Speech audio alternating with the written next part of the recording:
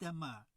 Namas nemokamai kiekvienam, kuris tik prisideda kaip nors prie šito judėjimo, klubų, ar kaip nepavadinsi,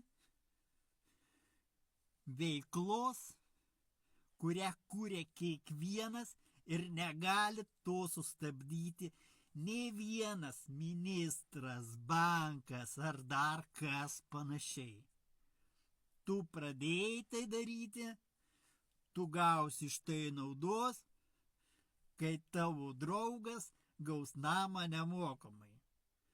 Tu uždirbsi, konsultuodamas draugą, uždirbsi registruodamas draugą, gausi premiją už pakviestų draugų kiekį, gausi premiją už kiekvieną 100 sutarčių, nors ir tų pačių draugų padaryta. Ir tai leidžia tau su kiekvienais metais uždirbti daugiau ir daugiau, investuoti į savo nekilnojamą turtą, nuomuoti, susikurti pasyvias pajamas, apsaugoti save, savo vaikų ateitį ir nelikti niekaip be stogų virš galvos. Nes likti be stogų žiemą, tai pizdiec kaip blogai.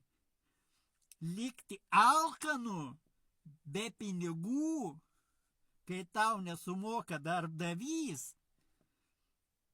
pizdiec kaip blogai.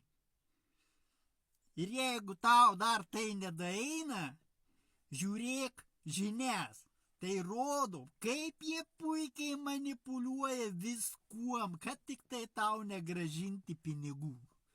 Tavo sutaupytų, tavo pensijai. Taigi daryk išvadas, namas nemokamai kiekvienam.